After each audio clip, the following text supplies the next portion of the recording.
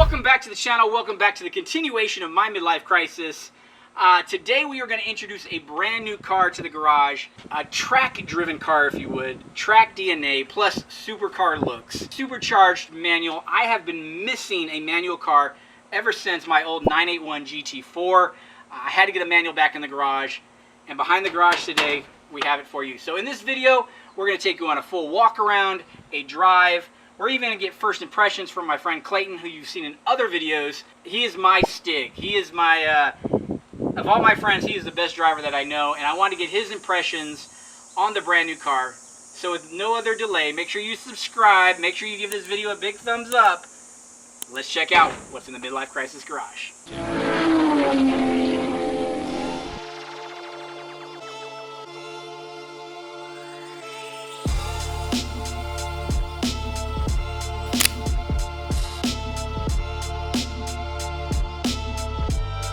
My 2024 Lotus Emira First Edition in Seneca Blue.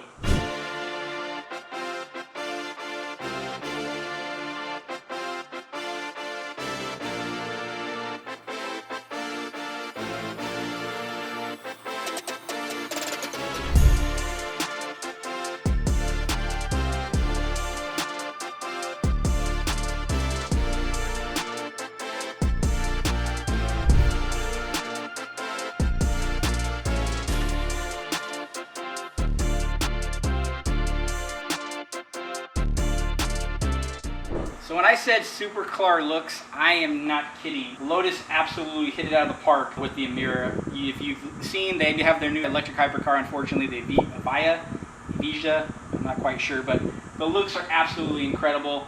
I love this kind of, you think it's a hood, a bonnet, whatever, but it's literally, they got the fans, all the air intakes. The headlights are absolutely incredible. It says Emira. Now, this, with the first edition, comes with, I think it's like 3 different styling packs. So it comes with the black pack, which is where you get the gloss black trim at the bottom of the car. You get the black roof, the end caps on the mirrors.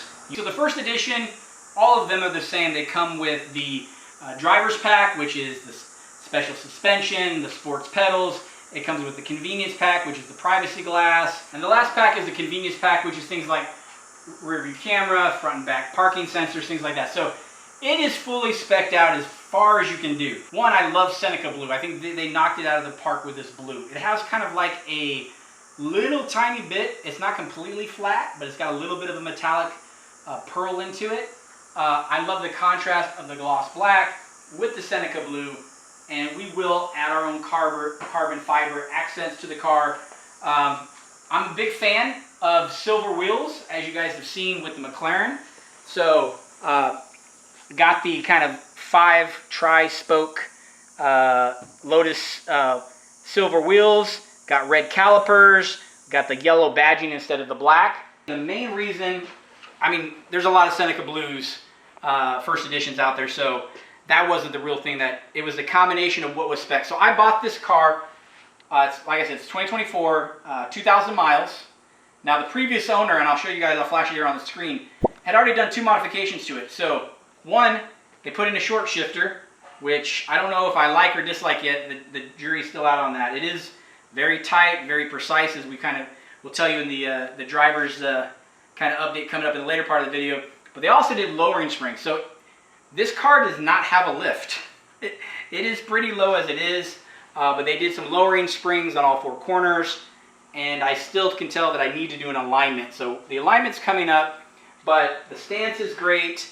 It's got the Michelin Pilot Sport Cup 2s. For that track pack, it's already set up. But the main thing, and I don't know why this is the JDM lover in me, is have you ever seen a JDM car with red bride seats coming through the front window? That is the look that I fell in love with. So this has the red leather interior with the contrasting black, and it reminds me of those red bride seats coming out of the front of an S2000 or an R33, an R34, and I absolutely love the contrast of the blue on the outside with the full red seats. I think it looks killer. Tell me what you guys think down in the comments below. But let me show you how it looks from the front. That is the look that I was going for. The red pop, that splash of color through the front window, contrasting with the blue paint. Now, you also kind of get this similar look with some of the higher end Ferraris, where you'll have like a Rosso Corsa red Ferrari, but then they'll have the blue Alcantara bright seats popping out of the Ferrari. I don't know what it is. It's kind of a race car feel, I just love that contrast. And so that's what I got with the Lotus Emira. Now, I can't tell you guys how in love I am with the looks of this car. I think it's an absolutely gorgeous car. I cannot wait to make it my own. And I've got my own ideas. I got my own things in my head, what appearance things I want to do. We already did the front end front clip PPF with the boys over at the Vault. Thank you, Brian. Thank you, Justin. They did a killer job getting the entire front end of the Lotus protected before we started driving it. So if you need any paint protection film, you're in the San Antonio or South Texas area, make sure you reach out to Brian and Justin at the Vault. I'll go ahead and drop a link down below so you can reach out to them if you need any paint protection, ceramic coating, or any car customization or storage needs. So give those boys at the Vault a call. They are awesome. Now that we kind of went over the outside, let's go to the back and I'll tell you some of the other stuff that I really love. I wish this was a V8, but it's not. That's okay. It's a 3.5 liter Toyota derived. This is the same engine whether it was the Evora or the Emira. 3.5 liter supercharged V6, Toyota reliability in the back of a British styled, and I know it's not a supercar. It's got supercar looks. It's a sports car.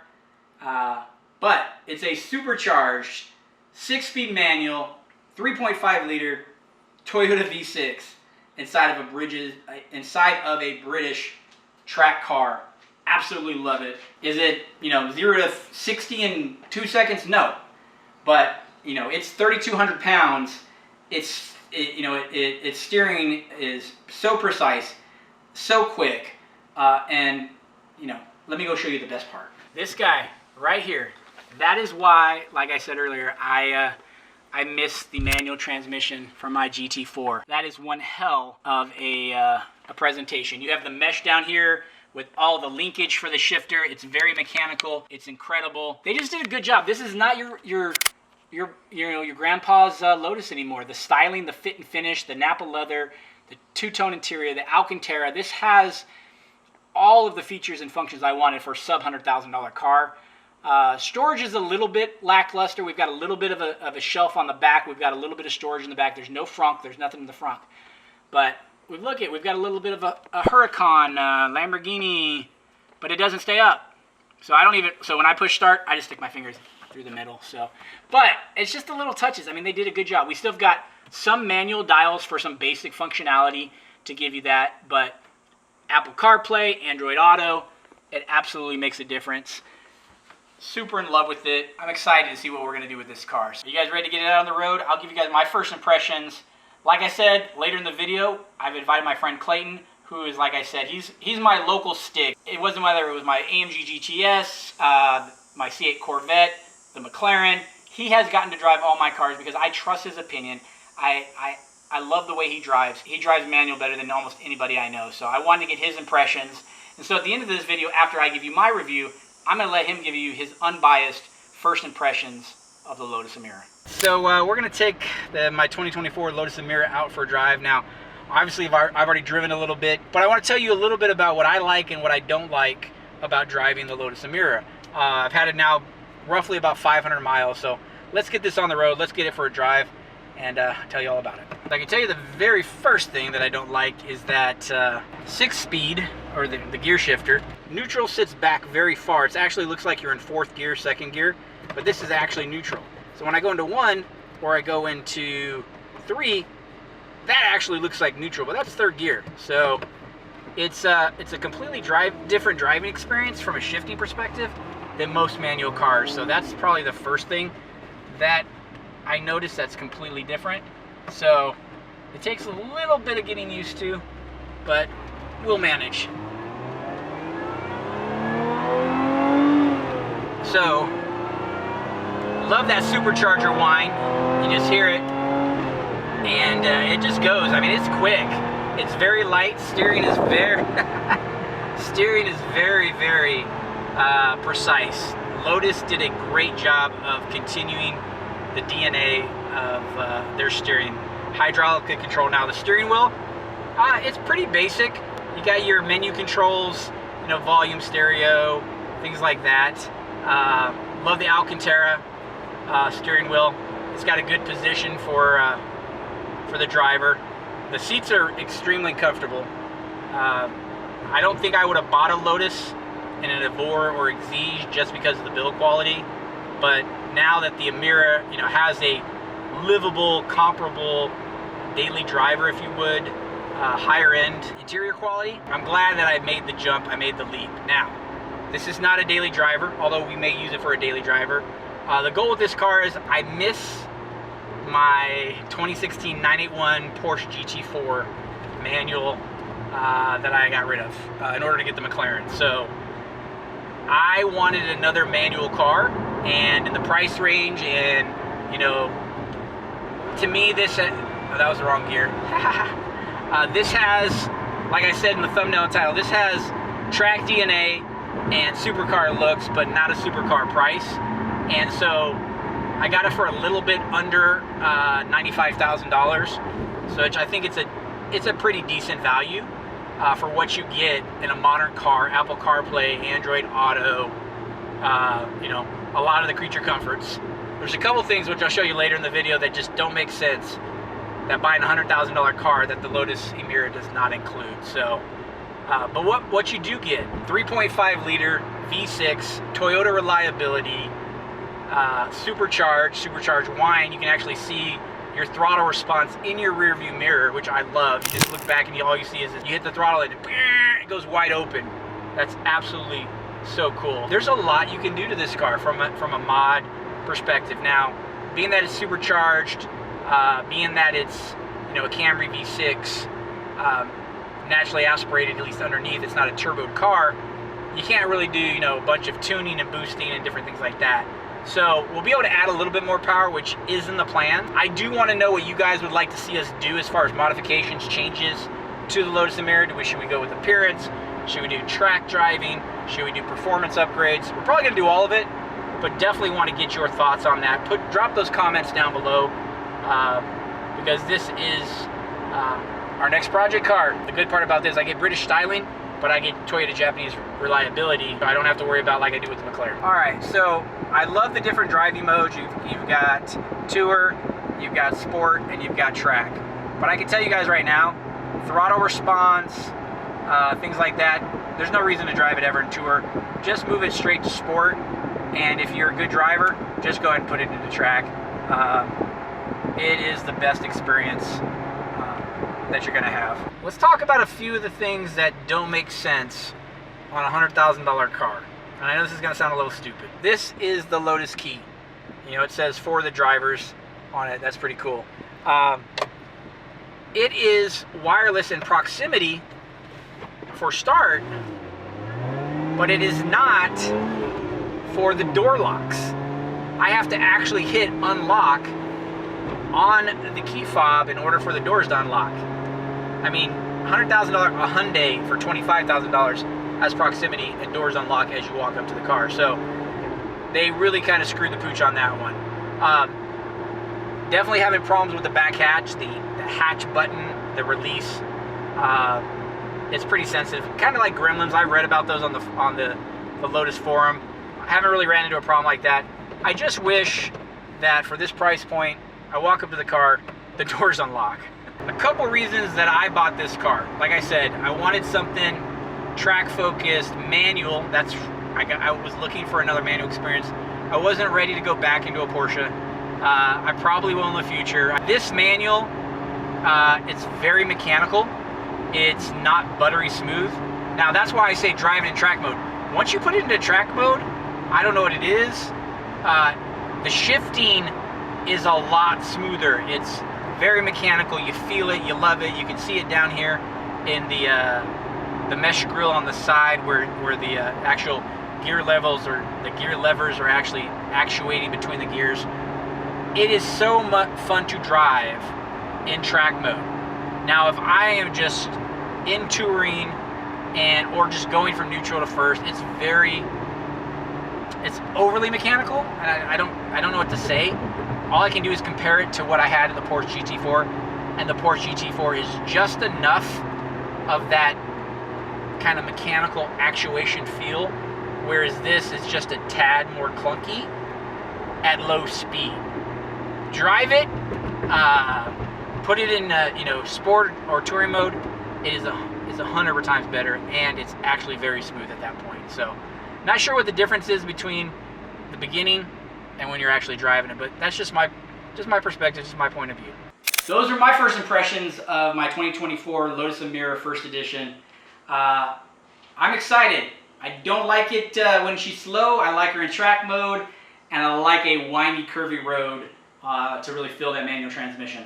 I've taken it to work a couple times. Sitting in traffic is not the best. Now, I don't want you just to have my opinion. I want to get as many opinions as possible. So, like I said earlier in the video, I've invited my friend Clayton over. You may have remember him from some of my first videos that I ever did on the Midlife Price channel. We did a review of his 2015 Dodge Viper. And we also went out to Shift Sector Airstrip Attack in Hondo and got to experience our first half-mile event with Clayton.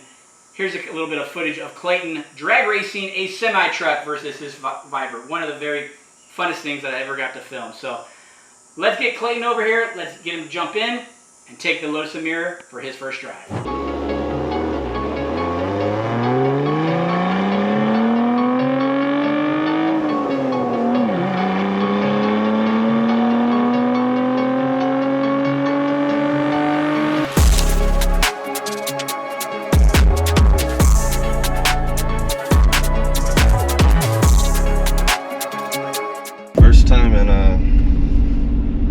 Lotus Emira to shoot some rollers.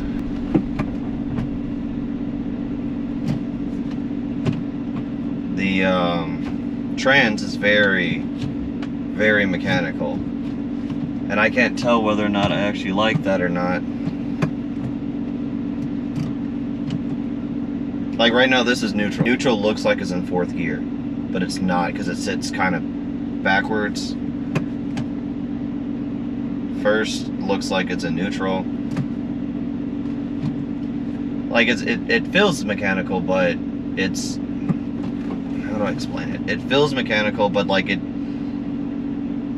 doesn't feel crispy, which I know is a really weird word to describe it, but it does not feel like crisp, like, I don't know, a gated Ferrari. I mean, even like the TR6060 or TR6070, it feels smoother than this, but it still kind of has like a crisp-ish feeling. This doesn't shift like my Beamer. Granted, I've legitimately have not even started driving yet. I've just been sitting here waiting on them to get ready so we can do these rollers. But yeah, I mean, now the fit and finish inside this car is amazing. The car is this really pretty blue color, and it looks really pretty as well.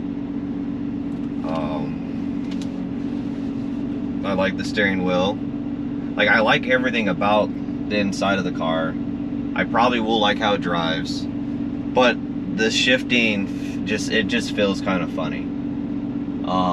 Like I guess it takes just a hair too much strength to put it in from gear to gear. And it may feel different when we're actually out driving than right now, but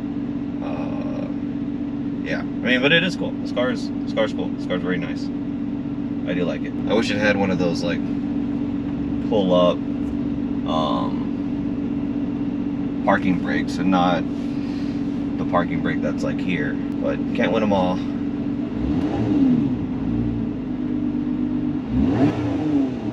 Oh, the other thing with this, the pedals are really close. I should have brought my driving shoes instead of just my work shoes. I mean, it makes it super easy to hill toe, which is cool.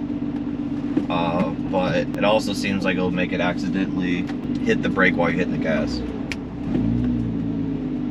The clutch engagement's right away.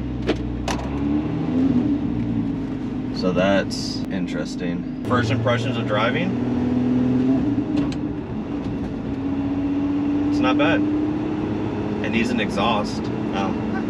It definitely needs an exhaust. I'm also driving it in track mode. I was told that that's the best mode to drive this car in. So I am driving it in track mode. I might mess with the modes a little later.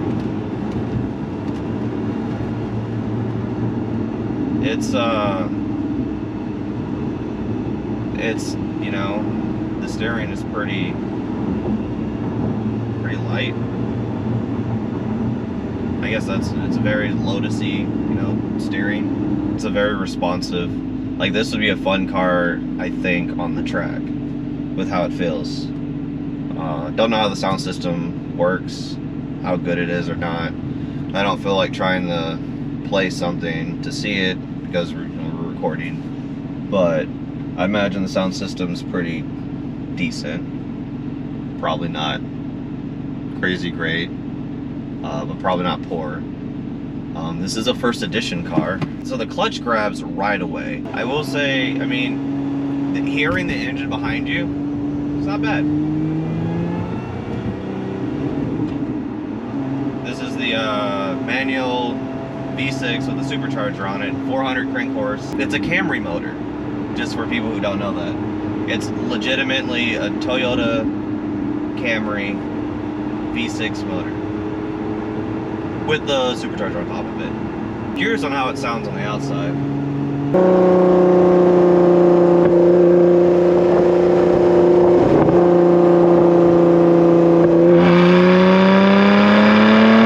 I will say it's going to take a little getting used to trying to find neutral with this car. But yeah, no, I'd say driving it's pretty. It's not the fastest car. Granted, I'm used to, you know, 700 horse Vipers and stuff. Definitely does not drive like my car. It has a very linear power band, which makes sense because it's supercharged. But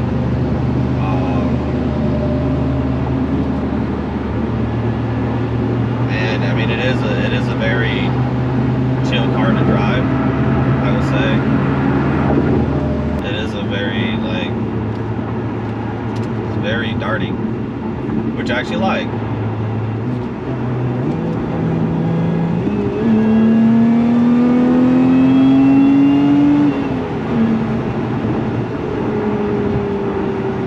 I don't mind driving it at all. Like, it tells you to shift.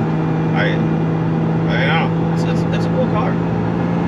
Like, rev matching's pretty easy. The throttle response now is probably because it's in. So if I put in tour mode, oh man.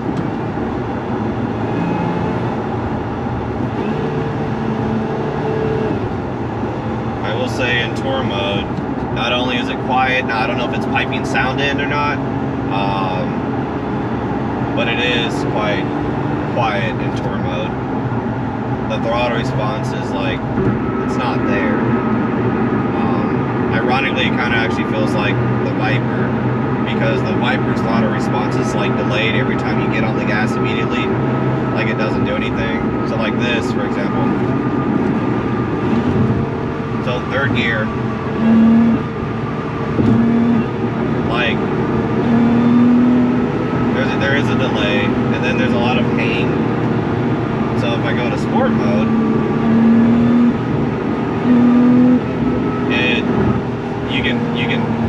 you can feel it want to, like, the throttle response is a lot more there. And then of course track mode.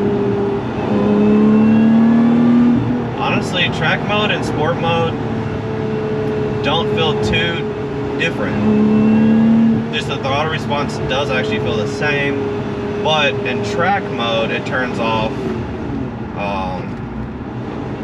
what does it turn off? It turns off like traction control and stuff. So red line, it doesn't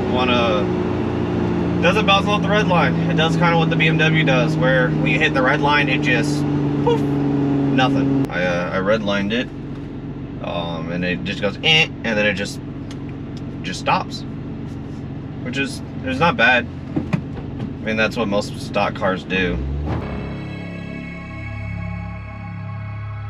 Hey,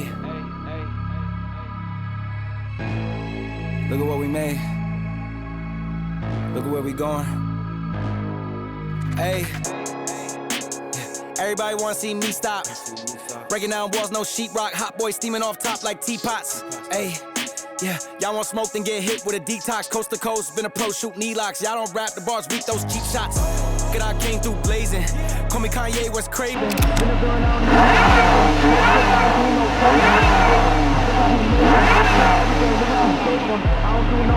Well, I hope you guys like this intro video to the new addition to the Midlife Crisis Garage.